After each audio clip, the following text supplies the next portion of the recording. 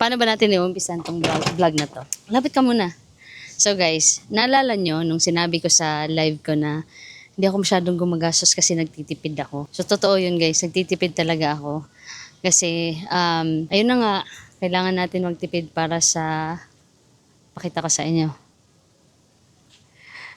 aking mansyon!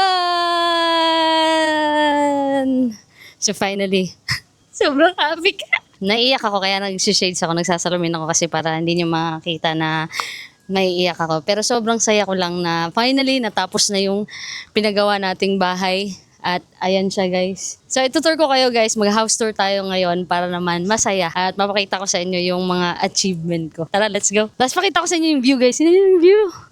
Diba? Kaya ito talaga yung napili kong location. Kasi tingnan nyo naman oh, sobrang ganda ng view. Diba? Saka sobrang ganda ng sunset dito, mamaya makikita nyo. Tara, let's go. Ayan, so nagpatanim na din pala ako nito. Kasi ayan yung paborito kong tanim. Dati kasi nung bata pa ako, umiihi lang kami sa Arenola. So yung ihi namin, pinapatapon ng lola ko sa halaman na to. Kaya hindi ko makakalimutan yung halaman yan. Kaya pinatanim ko talaga dyan. Since nandito naman na din tayo sa labas, tara, unahin natin to. Okay lang?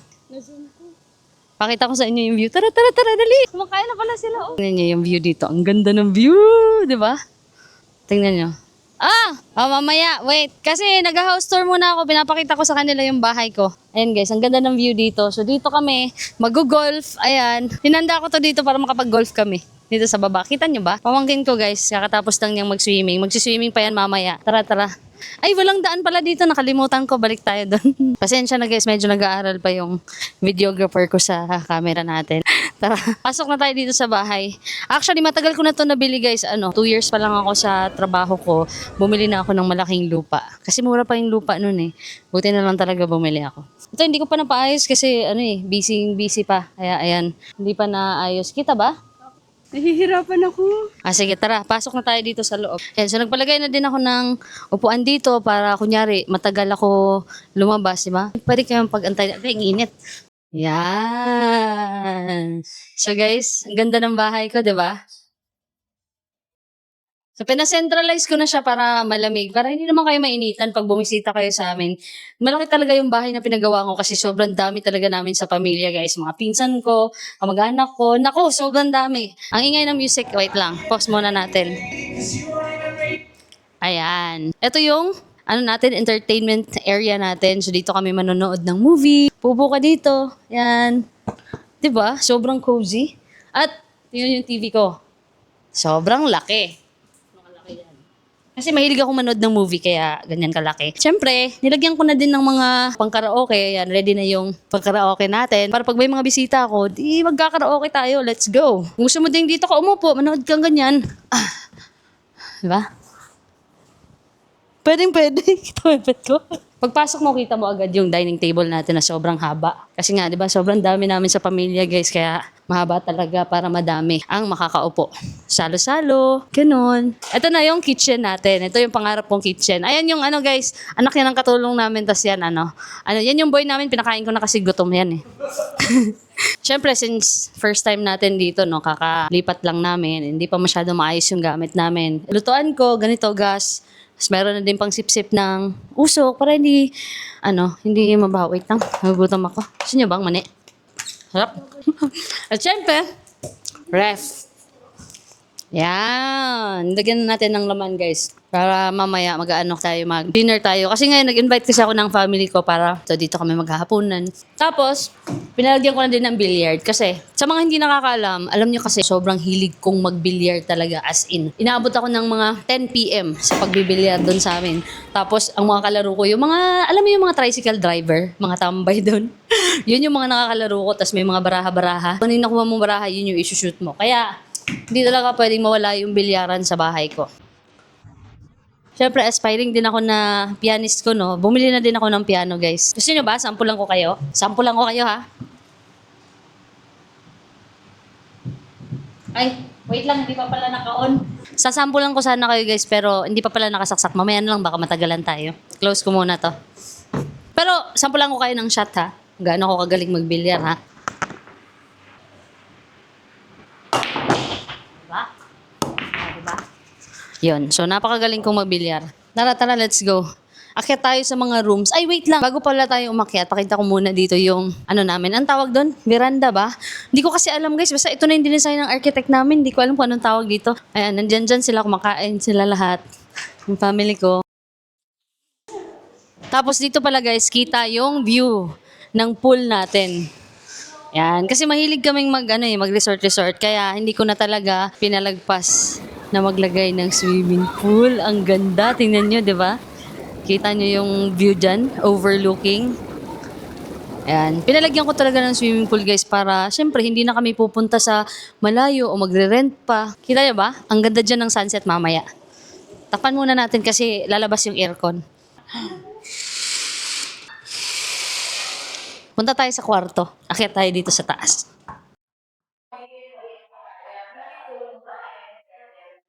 Ito yung first room.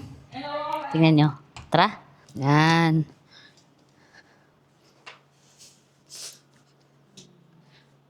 Ganda ng room, di ba? Ginawa ko talaga siyang pangmayaman. Para naman maramdaman natin na sumakses na talaga tayo. Di ba? So amazing. Tapos, kita mo dito yung, hindi ko din alam kung anong tawag dito. Basta, tara. Ba't ang tigas nito? Yan. O, ha? Pwede ka ditong mag-relax-relax kung nag-yosi ka. Ako kasi hindi ako nag-yosi.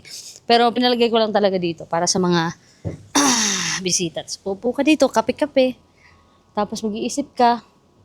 Ang dami mo na palang babayaran. Kasi ang laki ng bahay mo. Ang laki pala ng kuryente mo. Lalo pa ngayon, tataas yung kuryente dahil tumaas yung gasolina. Ano na nangyari sa'yo, te? Ganon ka na. Nalito na yung camera. Dito na tayo sa second room. Wala tayong access dito kasi nakalock. Pakita ko pala muna yung CR, guys. Look at the CR. O, diba?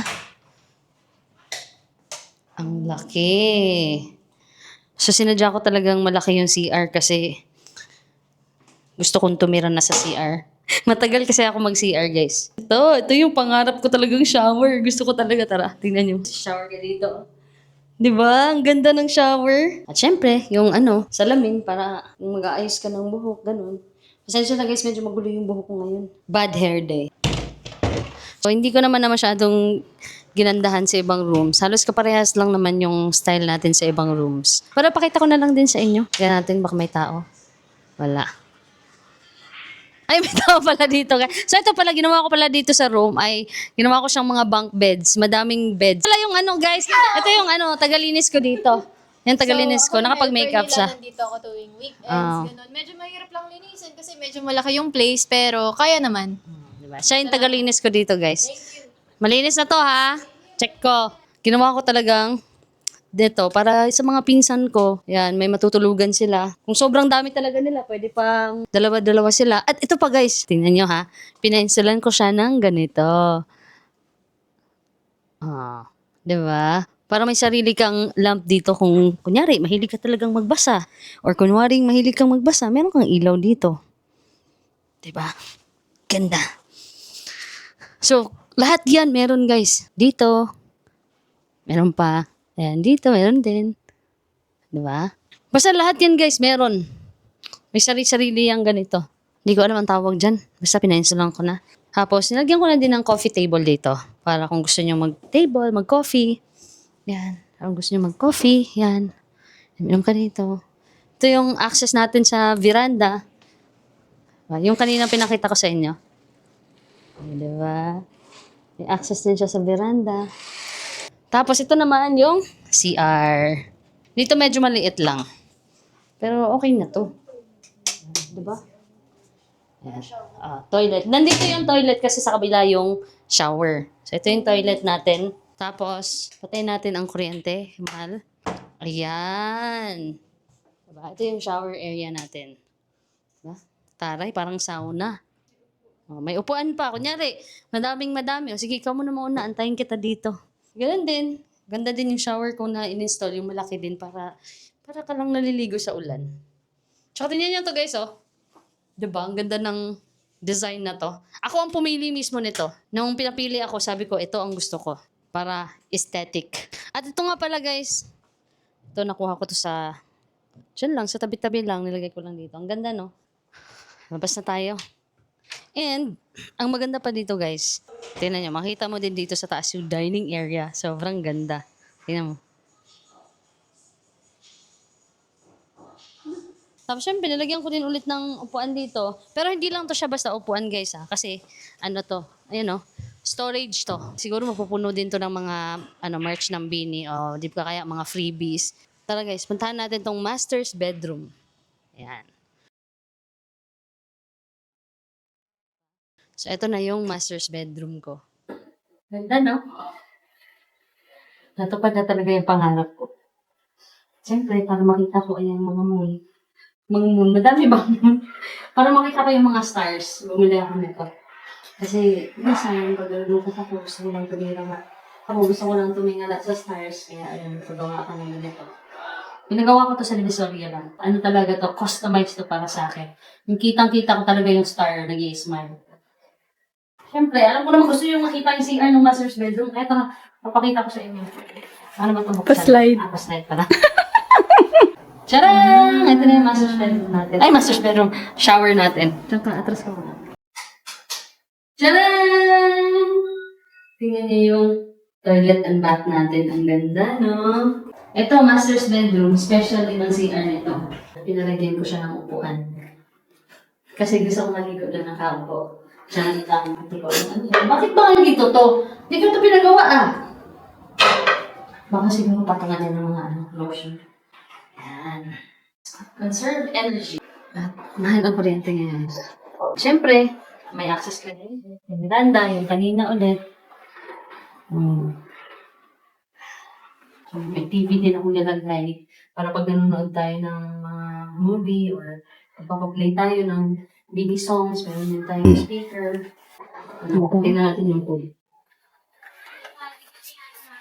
Diba? Kita mo yung puno. Ang bubo. Ano ulit dito? Parang gusto mo mag-morning. Kita mo dito yung sunset. Tsaka ang ganda ng view. Masyado namang malaki. Kung ayaw mong maka-aircon, meron tong screen lang. Yan. Para air lapse tawag lang. Ay, wait lang, hindi ko pa na-reflex yung lazy boy ko. Lazy boy ba to? Hindi pala. Yung pa. Hindi ko pa naalala mag-order ako nito. Ikaw ba na-order nito? So, ayun guys, actually, gusto ko talagang pumunta ng Paris. Pero since inuna ko muna yung pagpagawa ng bahay, nilagay na lang muna ako ng Eiffel Tower.